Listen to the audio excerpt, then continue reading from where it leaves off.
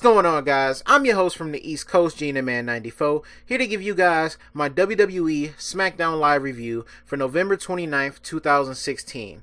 The go-home show for tables, ladders, and chairs. Now, tonight we had another very solid episode of SmackDown. It did everything it needed to do to build towards the feuds that are going to be culminating at the TLC pay-per-view, getting everybody hyped for that pay-per-view. And I'm pretty excited for it. All the matches that have been announced, I'm very excited to see what's going to happen, and even some stipulations added to a couple matches. So let's get right into the review. So SmackDown kicked off with a contract signing for Alexa Bliss versus Becky Lynch. They both came out. Alexa told her she thought she was a coward, but she's not clever enough to formulate a plan like that, and if it wasn't for the dumb ref not seeing her foot on the rope, she would be women's champion right now. And that's when Becky said she's like her 4-year-old nephew who cries when he doesn't get his way.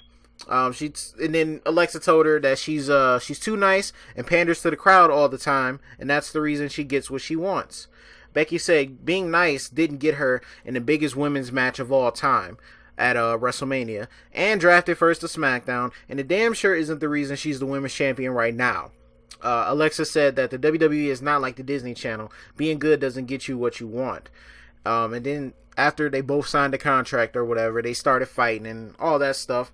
And then Becky set up a table spot, and Becky was going to hit her with the Beck-Sploder suplex from the top rope, but Alexa Bliss countered and pushed her through the table instead. And then at that point, I figured it was going to be a tables match, but even if it wasn't, I wouldn't have minded being a tables match. And we see later on that that's what got set up. So very excited to see this match. These two hate each other. These two definitely need a match like this. And if they're just trying to compete with Raw, they need to do things like this. Compared to what Sasha Banks and Charlotte did on Raw just last night. And that no holds barred, no DQ, no count out, false count anywhere, whatever it was. So they're definitely trying to step their game up and give the women on SmackDown an opportunity to be a little bit more on the edgier side in their matches. So that was pretty cool. We had a tag team match. It was Dolph Ziggler and Kalisto versus Baron Corbin and The Miz. And this match was just chaos from the jump. Two different stories and one main goal. They were all just trying to kill each other. Kalisto trying to overcome the bigger Baron Corbin. And, The Miz trying to finally end his rivalry with Dolph Ziggler. And this will be their final match, no matter who wins or who loses at TLC. So their rivalry will be completed at the end of their match. So, during this match, it wasn't just a normal tag team match. The Miz brought a ladder into the match to hit Ziggler with. They started fighting on the outside. Corbin and Kalisto were going at it. Kalisto hit a suicide dive onto the Miz and Corbin on the outside near the announce table. Dolph got thrown into a barricade by the Miz. Maurice knocked over a ladder onto him that the Miz had set up earlier in the match. Kalisto hit Salida del Sol on the Miz, but Corbin grabbed a steel chair and smacked him in the back with it, and they winded up losing the match by disqualification.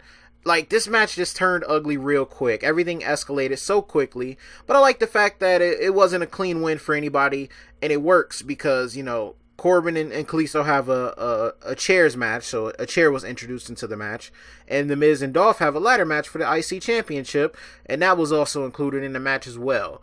It was just a real chaotic, out of control match that didn't have really any main focus on winning the match. They all just wanted to hurt each other in hopes that they have the advantage going into TLC.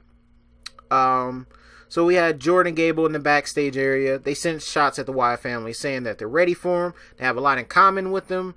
And something about they're going to make them... It was a grand amplitude joke. Something about they can do mysterious things too, and they're going to make them levitate. And then they eventually have to come down. So, they're pretty much just saying they're going to have to hit them with grand amplitude or something like that. It was clever how they said it. I'm not doing it any justice. And once they beat them, they can go after the tag team championships. Heath Slater and Rhino are the tag team champions. And then it's immediately right after that, the Wyatts pop up in the nice little area that they're always in, the little smoky background and all of that. And Randy told Bray that they'll do what they need to do to get the job done. They proved at Survivor Series that they're unstoppable when they won the match for Team SmackDown. And they'll continue their run as they beat American Alpha tonight, and then they'll beat Heath Slater and Rhino for the Tag Team Championships this Sunday. And then Bray Bray wanted Luke Harper to take care of Kane and send him to hell, and Randy questioned would he be able to get the job done. So there's still a little bit of tension in the Wyatt family. It's like they're both fighting for Bray Wyatt's affection, and it's like they're both brothers fighting for the attention of their father. That's what it seems like to me. They obviously have problems with each other, and eventually it's going to set up them, fighting each other or something like that, and that's when the Wyatt family is going to go chaotic. But for the time being, they're just preparing for their number one contenders match.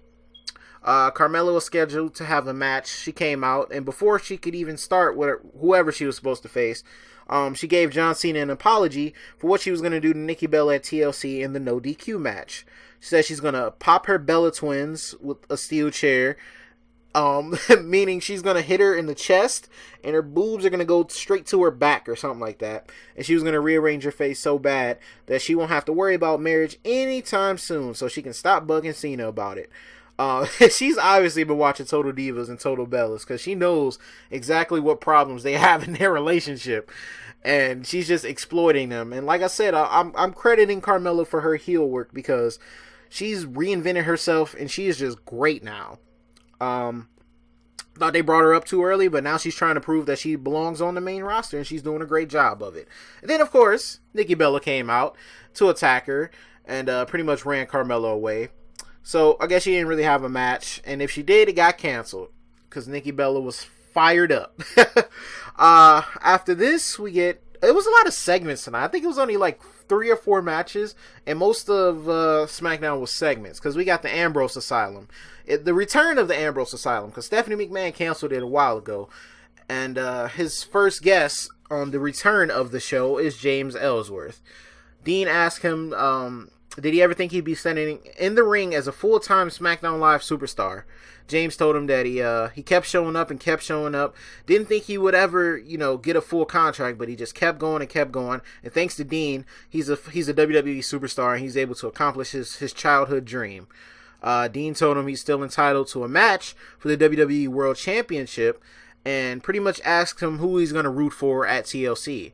James said, it'll be an honor to face Dean in a match for the title, but he's beat AJ Styles 3 times, and maybe he can do it one more time for the title.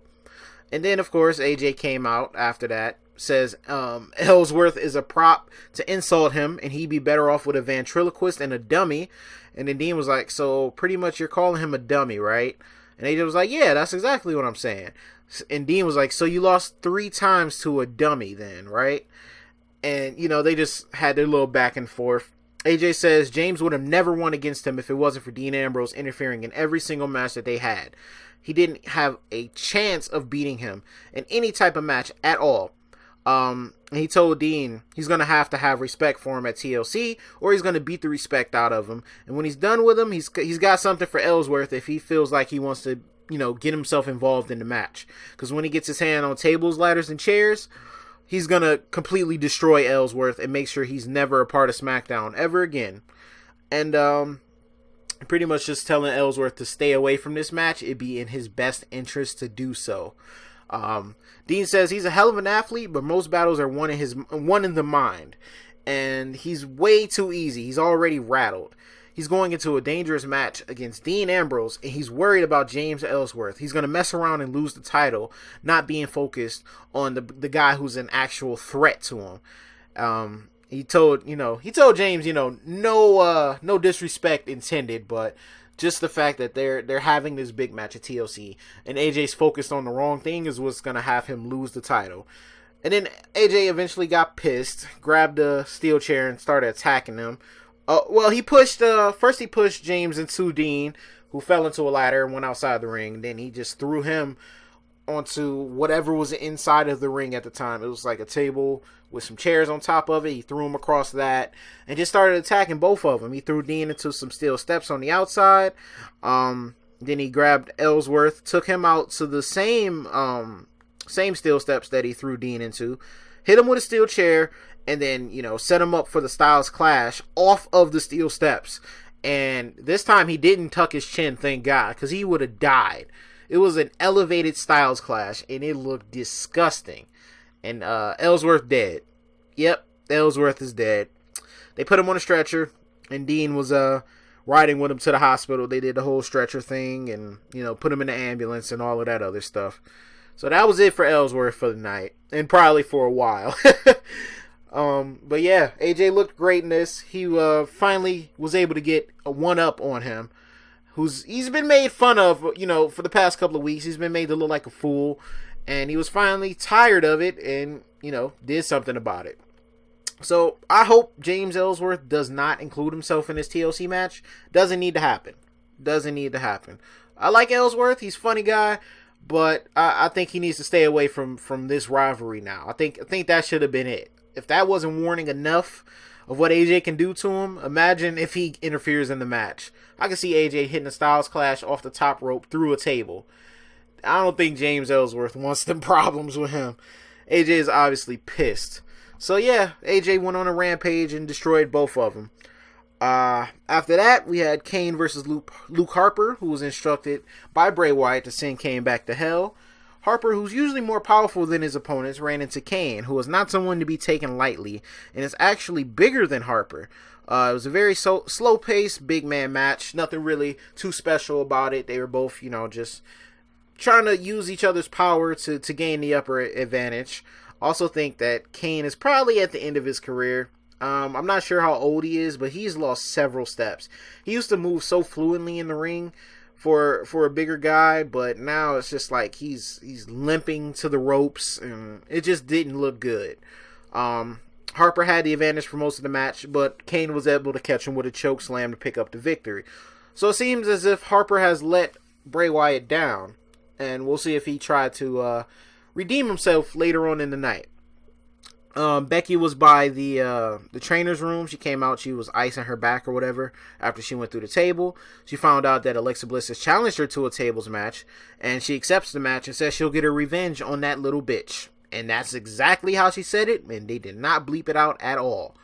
So Becky Lynch is fired up. We're gonna see some of that what is it, hot fire or something like that. We're gonna see some of that, and hopefully this is gonna be a brutal match between them at TLC, because they obviously do not like each other, and now tables are involved. So we'll see. We'll see what's gonna happen. But I'm expecting them to put on a very fantastic match to try to one up what Charlotte and Sasha Banks have been doing. And then we get the main event match: American Alpha versus Bray Wyatt and Randy Orton, the Wyatt family, for the number one contenders match for the SmackDown Tag Team Championships. It wasn't a bad match whatsoever. A new matchup too. I don't think these two teams have ever faced off against each other, and it's good to see some new matches. As dominant as the Wyatts have looked over the past few weeks, American Alpha didn't seem to care about it at all. They brought the fight to Randy and Bray, who were obviously way more taller and powerful than them, but they wanted a chance at them tag team championships after that opportunity was taken away from them a few months back at the hands of the Usos when they injured Chad Gable. Bray still looking for his first championship in the WWE, and was obviously taking his match very, very seriously, which led him to taking over, getting heat from the crowd. Randy got in and got some heat from the crowd as well. They slowed it down, worked Gable for most of the match, so Jason Jordan could get his hot tag in. And then during his hot tag comeback, they ruined it. They stopped it because Luke Harper, the little Wyatt music transition hit, and then Luke Harper was standing outside of the ring, just as Jason Jordan was getting the upper advantage on them. He was like sidelined by the fact that Luke Harper was out there, and now it pretty much turned into a 3-on-2 match. It seemed like they could have possibly won this match, but with the Luke Harper distraction, they were pretty much doomed after that. Then Bray went for Sister Abigail on Jason Jordan, who was distracted. Gable came in to save him. And then Randy came in and hit him with an RKO out of nowhere. Bray was able to move out of the way thanks to Luke Harper getting him out of the corner. And he was able to hit Jason Jordan with the Sister Abigail to win the match and to go on to face Heath Slater and Rhino at TLC for the WWE Smackdown Tag Team Championships. And this might be the end of Heath Slater and Rhino. I'll talk about it more in my prediction video coming in a few days, but I think their reign as tag team champions is over. Maybe.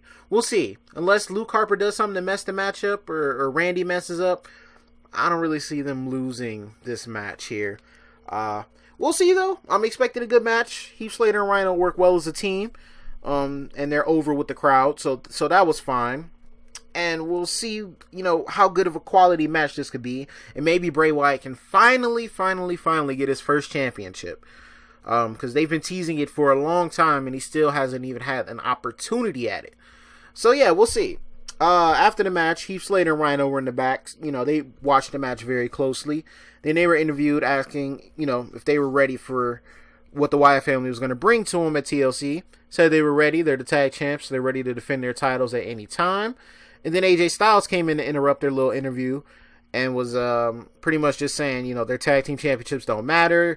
She shouldn't be interviewing y'all. She should be interviewing me. I'm the champion. You guys should be thanking me for getting rid of James Ellsworth. That's exactly what I did. I'm the face that runs the place. My championship matters. Rhino got into his face. He was like, oh, you of all people are going to get in my face? I'm the champ. I'm the top champ. And then Dean, out of nowhere, came into the room and was like, hey, you bastard. Because, he attacked his friend James Ellsworth. He did some damage to him. And put him in the stretcher and sent him off to the hospital. Dean went after AJ. He attacked him. They were going at it in this little backstage room or whatever.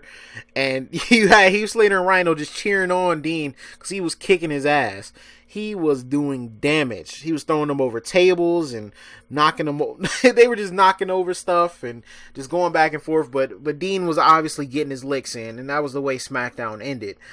And like I said, it was another very solid episode of SmackDown. Very enjoyable to watch. The go home show. It did what it needed to do to build towards TLC for the final, little opportunity that they had to build towards it. All the rivalries were mentioned, and all the matches are set up. And I think everybody's ready to watch this pay-per-view this Sunday. So let me know what you guys thought of SmackDown. Did it do what it needed to do as a go-home show, unlike Raw, which I didn't review last night because Raw was trash, except for that women's match. But even still, I'm tired of them facing each other, and then Sasha's champion again, which I'm happy for. But if you're going to invest in her as champion, keep her as champion. If you're going to invest in Charlotte as champion, keep her as champion. They keep, I'm not going to get into it too much, but they keep switching the titles back and forth, and it's really annoying. Invest in one of these ladies as champion. Either one of them can be champion. They're great. But yeah, SmackDown was fine. I very much enjoyed it. That's why I'm doing a review on it. And I'm excited for TLC. I'll give you guys my predictions video later on in the week. Thank you guys for watching the video. Slap a like on the video if you enjoyed it. Subscribe if you guys are new. We're getting very, very close to 100 subscribers. So once again, I want to thank you guys from the bottom of my heart for all the support and love you give to my videos and for taking time out of your day to watch them. So comment down in the comment section, like the video, subscribe. Thank you guys for watching. Talk to you guys later on. Peace.